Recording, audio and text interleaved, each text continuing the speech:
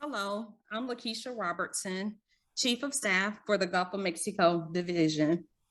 Thank you for joining the Mississippi Environmental Justice Listening Session.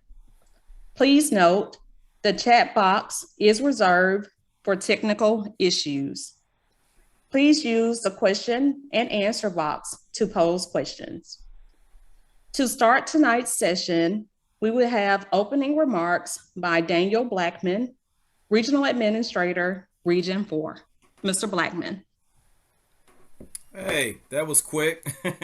I want to thank everyone for joining. Good evening from the great state of Georgia. I'm checking in this evening from Atlanta, where our headquarters for the Southeastern Region, Region 4 is, and I'm so privileged and honored to share my evening with you. Again, I want to thank each of you for joining the Mississippi Environmental Justice Listening Session to obtain input that will help develop our upcoming $5 million grant announcement.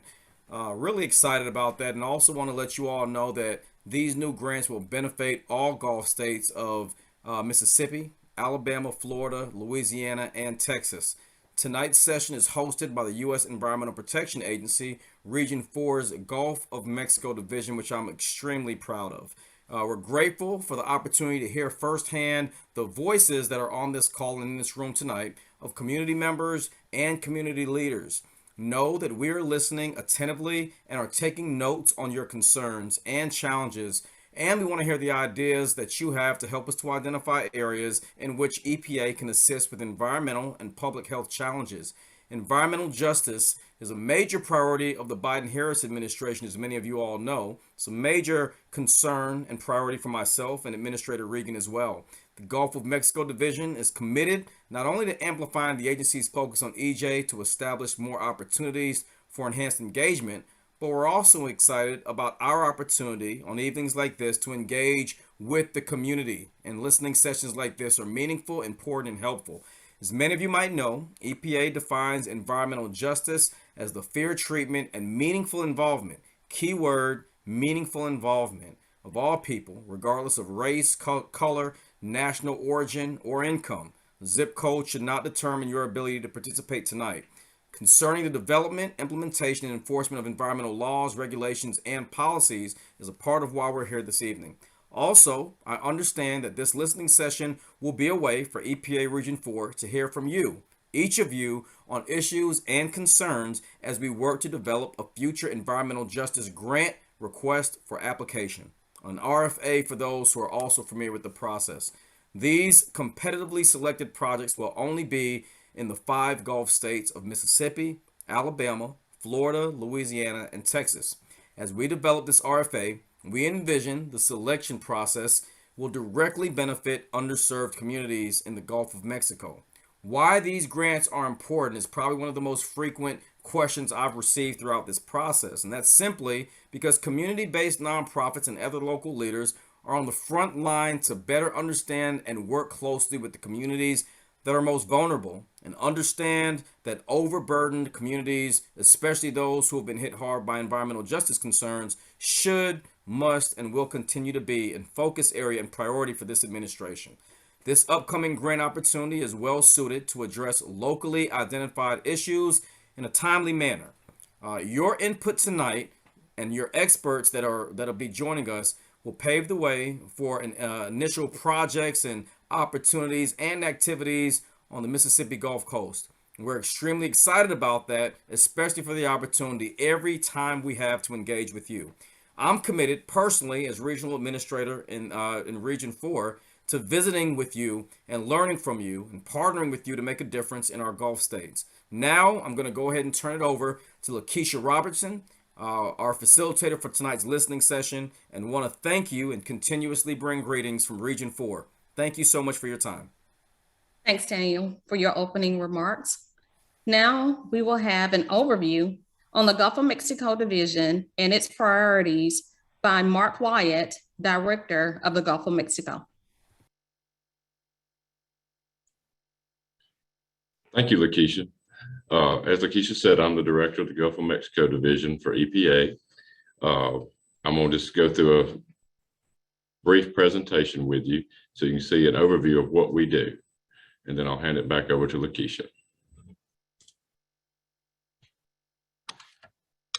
To get started, the purpose of these sessions is to learn about the Gulf of Mexico Division and the release of our first environmental justice request for applications. The goal is to seek input on these issues directly affecting your communities, which will help inform our request for applications.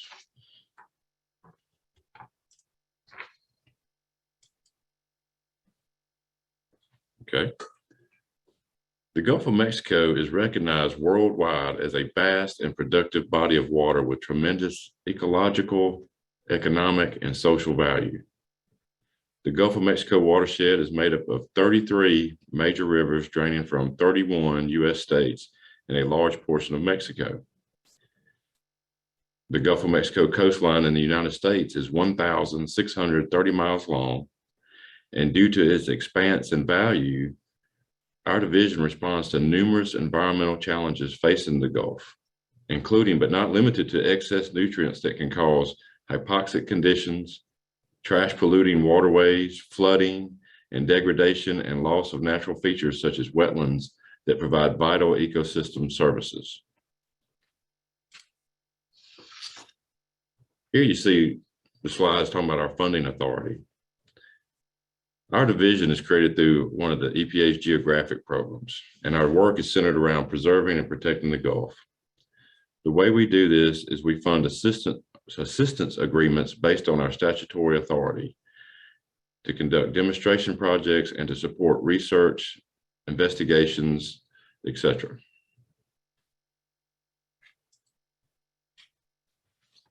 Now, who we are.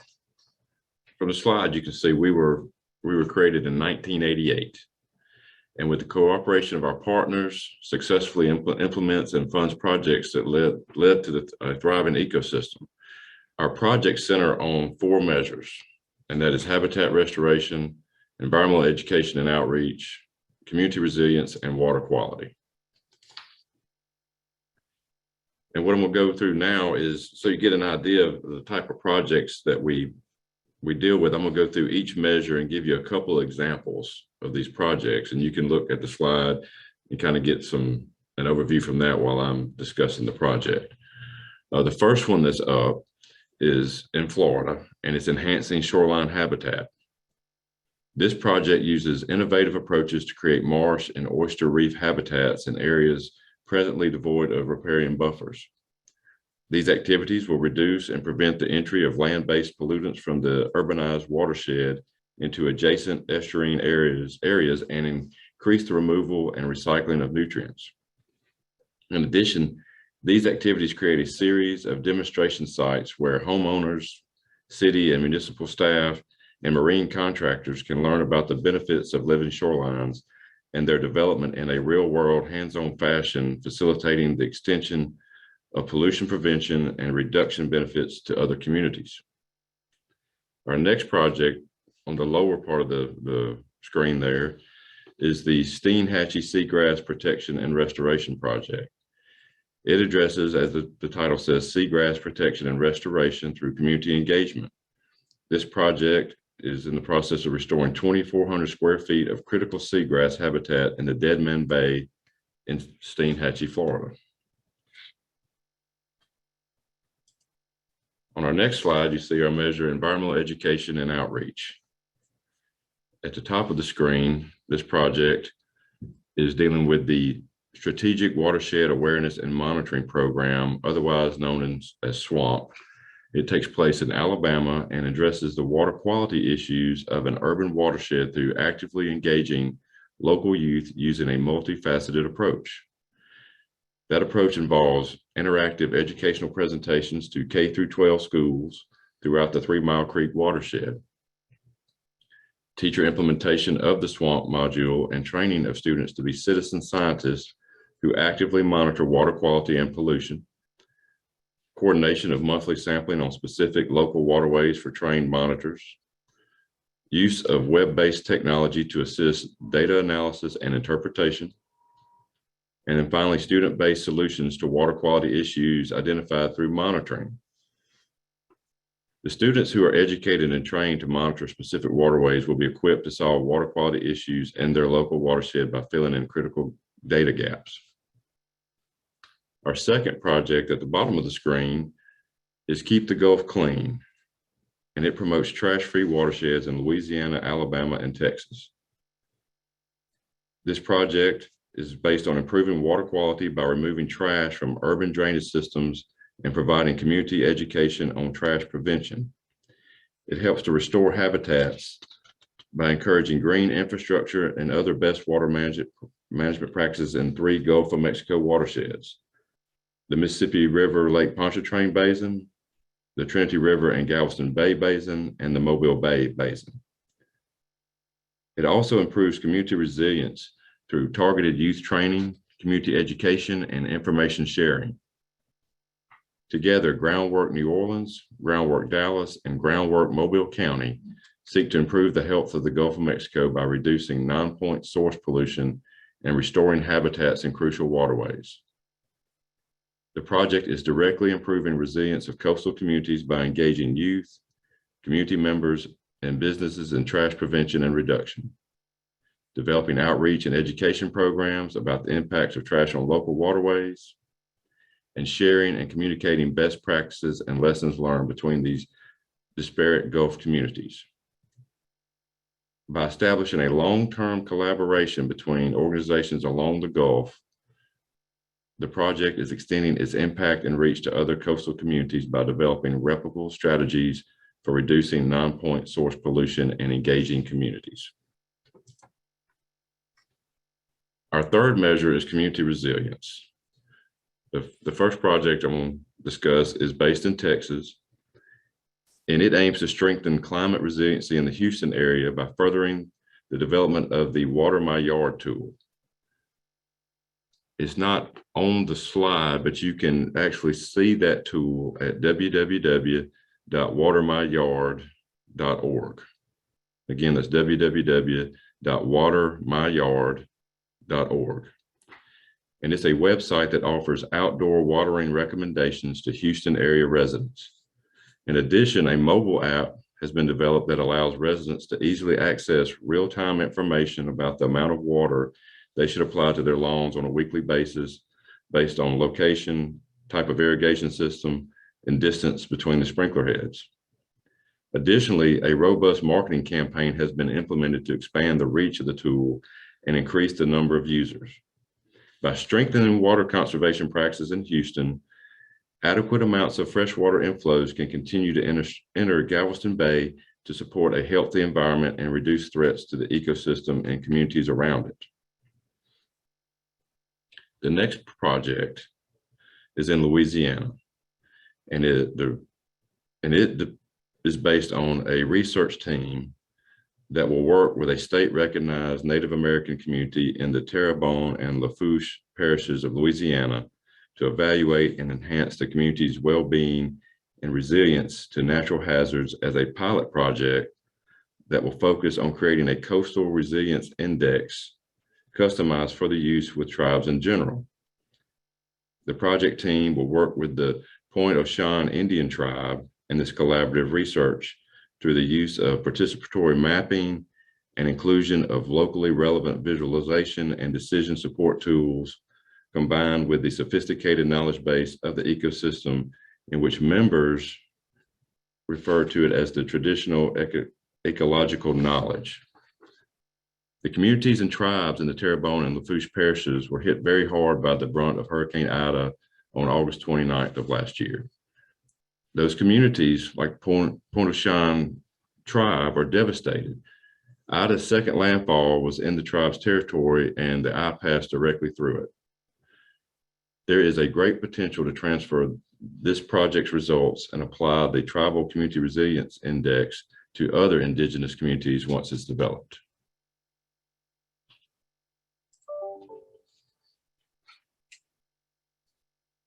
I'm sorry, I was on the wrong slide. That was for this one. Okay, we'll move on to the water quality slide. Let's see. Back up.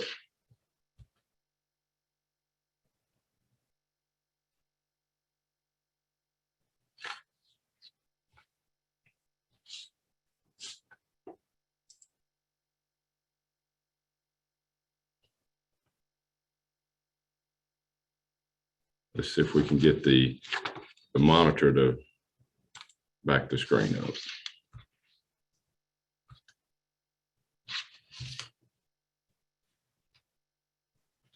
Mark, in the lower left-hand corner of your window are the controls. There's a left and a right arrow. Okay, we got it. We got it. All right, I'm sorry about that. That's fine. All right, our next slide is water quality. And it takes place in Mississippi. It's based on virtual reality, and it's developing innovative, immersive VR or virtual reality technology to increase participants' awareness of hazards of litter. Pictured is an image from a VR experience where the user is removing trash from a waterway using a net. In addition to the VR development, trash capture technology is improving stream habitat and water quality in Keegan Bayou in Bayou Auguste.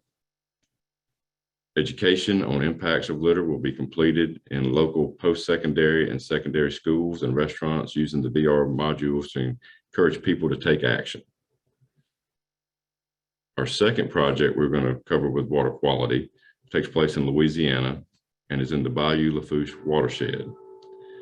And it's demonstrating through monitoring of water quality the benefit of providing incentives and training to private citizens to repair their malfunctioning sewage system.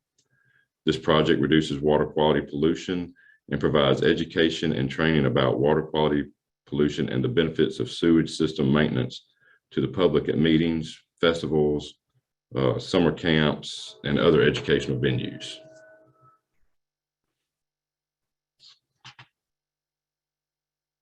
Okay, and now I'm going to hand it back over to our facilitator, Lakeisha. Thank you, Mark. The highlighted projects Mark discussed are just a few examples of the great work being done on the Gulf Coast, funded by the Gulf of Mexico Division. The development of the environmental justice request for application will build upon our 4 measures while focusing on environmental injustices.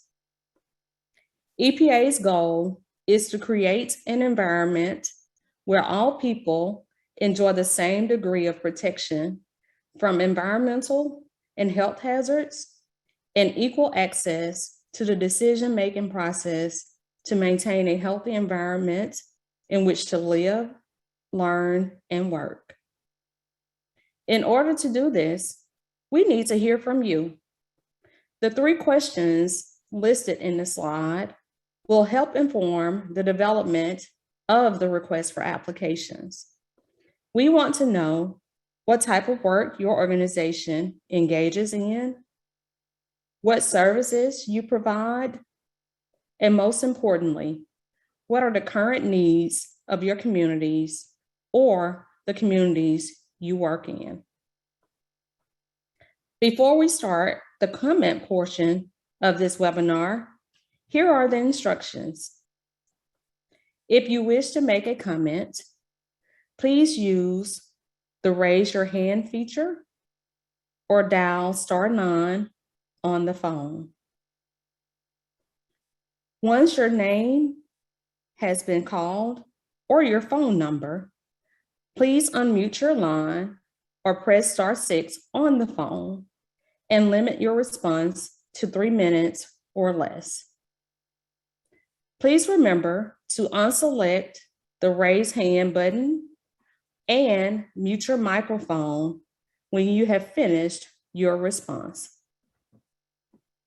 Remember, during your 3 minutes, please stick to answering the 3 listed questions. If you have other questions, please use the Q&A box, or you may email us questions after the session is complete. We will call upon the last speaker at 7:45. Your responses will be captured by our staff, and we will use this information that's shared tonight to inform the development of our RFA. Please remember, the chat box is reserved for technical issues. Lastly, we'd like to remind everyone that this session, along with the comment period, is being recorded and will be available on our website following tonight's session. So at this moment, you may raise your hand, or you may press star 9 on your phone to respond to the 3 questions listed.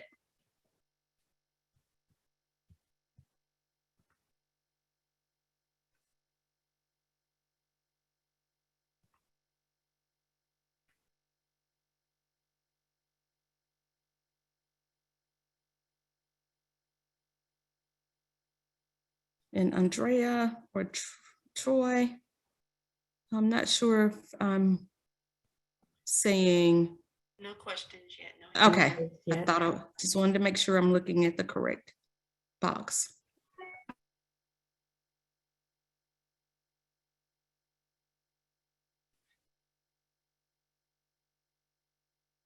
Again, if you wish to make a comment, please use your raise your hand feature or press star 9 on the phone.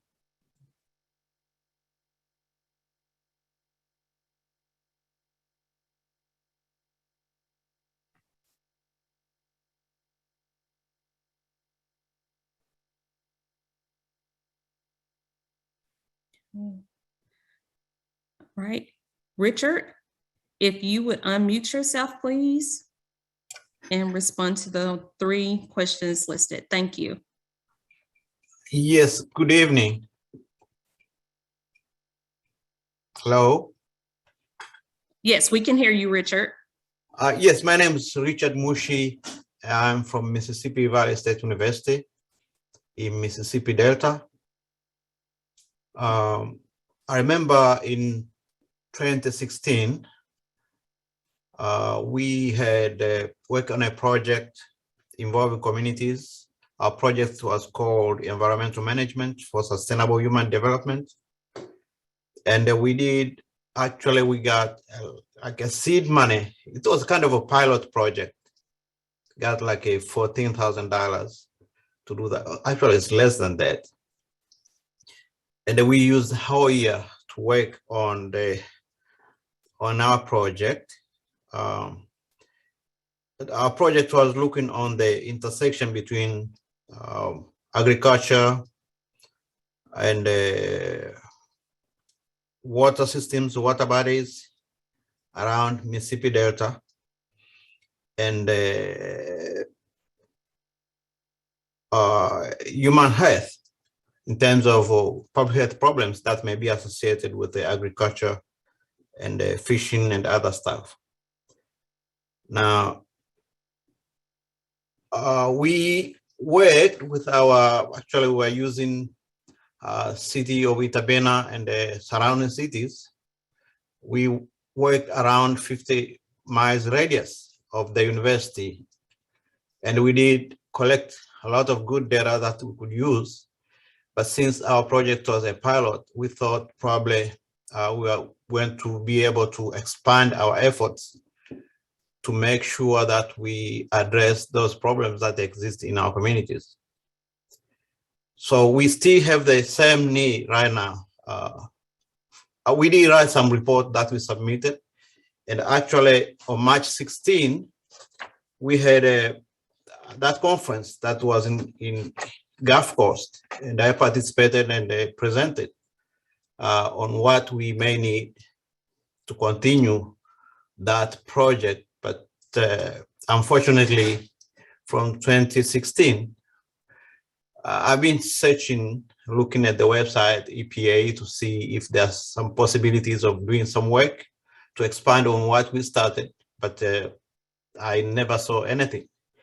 When I heard about this webinar, I became so excited that probably we can use our experience on what we did to continue where we started, where we ended, and probably expand that to cover a larger area.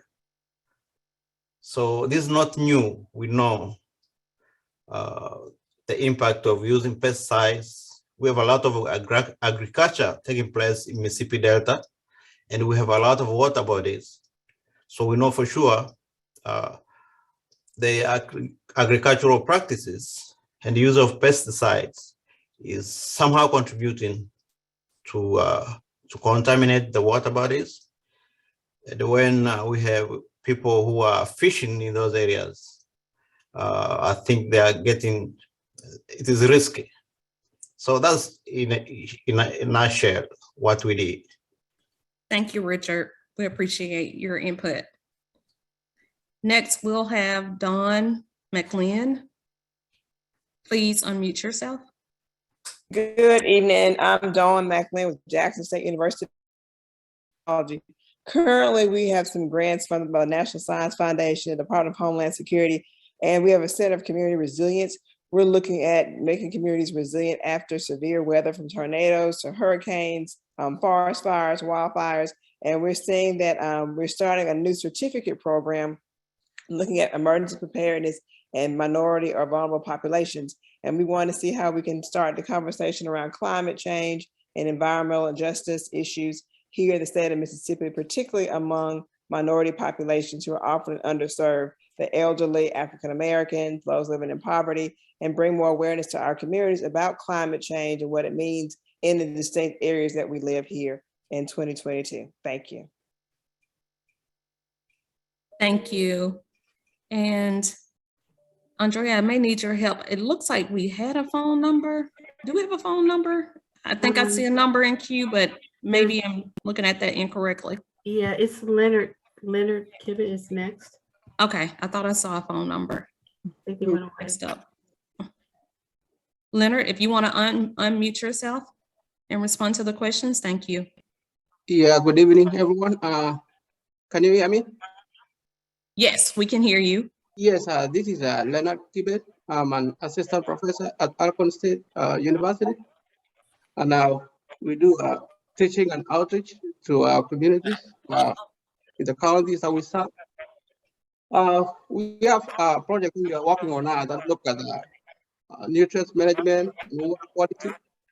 So what we are doing with the communities, we are teaching them about pest management practices that can maximize water use or minimize water wasted for irrigation. Also, we are enrolling them in practices that can reduce erosion, like the use of cover crops. And then we're using a technology that can monitor the nutrients in the farm, and also the water levels of the moisture. In that way, they will be applying water when needed and applying nutrients when needed. But the funds we have are kind of limited. We can only work with a number of farmers. So if we can have a grant that can address a larger community so that we can enroll more limited resource farmers. In that way, they will be able to use technology to monitor nutrients and moisture in their fields. And that way, minimize water and also reduce nutrient losses to waterways. So, and also, since we are an academic campus, we are training our students. That's our next generation of scientists. So we have funds that can help our graduate students get graduate assistantships. In that way, they'll be able to enroll in programs or graduate programs that can advance their career.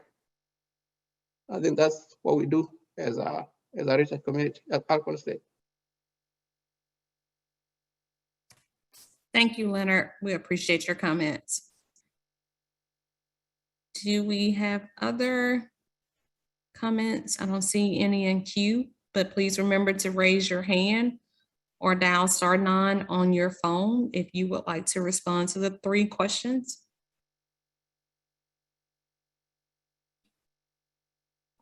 Also, just a general reminder, tonight's session is being recorded.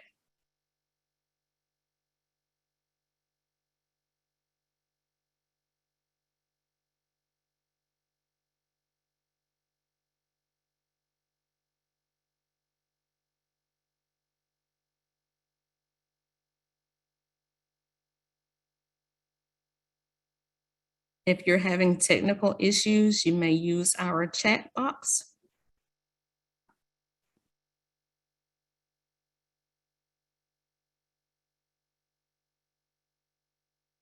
As mentioned, the request for applications will be developed around the input received through the listening sessions and following the listening sessions.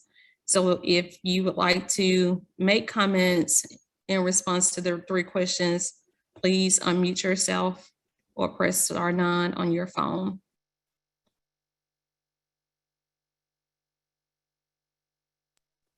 Hi, this is Dawn again from Jackson State University. I think that we're finding from our own research, we're finding out that a lot of people, especially in our coastal communities, sometimes there needs to be more dialogue engaged in when it comes to behavioral social sciences and mental health, what that looks like for these communities. We're facing environmental issues, especially those living in coastal communities, some kind of resilience, some kind of community organization. How do we link services? And how can we be proactive on the end of preparing people? Our research is funded by the National Science Foundation, Department of Homeland Security. We're finding some gaps, like I said earlier, when it comes to some vulnerable populations, elderly, those who are living in poverty, those who are in certain communities of color, that oftentimes there's some gap in what we look at and how we respond to coastal issues, and how we get the messages out. Are they tailored for us? How are we doing our community outreach? So we're finding that out from our focus groups we're doing across the state. When we hear from people in the coastal communities, we know this is a very targeted population because they deal with hurricanes, they're dealing with issues, especially with climate change, and what that looks like for them to be resilient. Thank you. Thank you, Dawn, for the additional input. We truly appreciate it.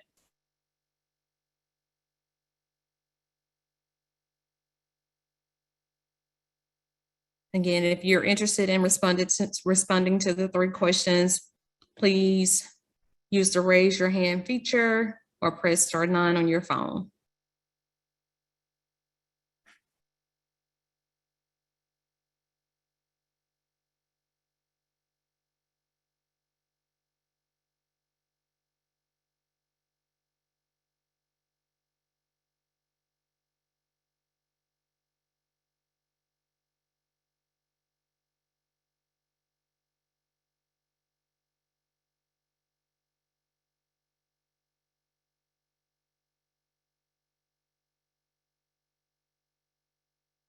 I don't think I see any additional hands or phone number.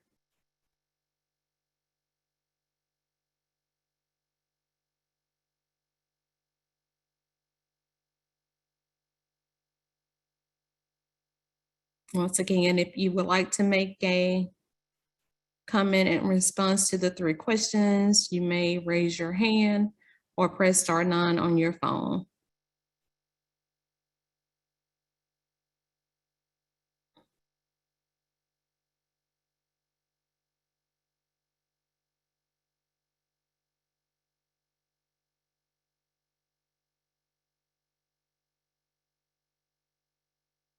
Okay.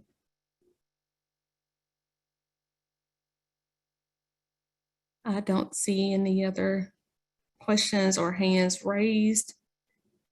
I think what we can do is go to the last slide and invite folks, if they have other comments, they can respond accordingly. We, on behalf of the Gulf of Mexico Division, one of the programs that's supported out of Region 4 under Regional Administrator Blackman's leadership, and on behalf of my director, Mark Wyatt, we want to thank you for attending today's listening session. We would like for you to know that your time and input is invaluable. We realize that some folks need some time to gather their thoughts around these questions. So please feel free to email your input to the email address listed on the screen. We do plan to post the recording of tonight's session and the questions and answers received on our website, and the web address for the Gulf of Mexico is also listed on the website as well. We truly appreciate your time. We thank you, and may you all have a great evening.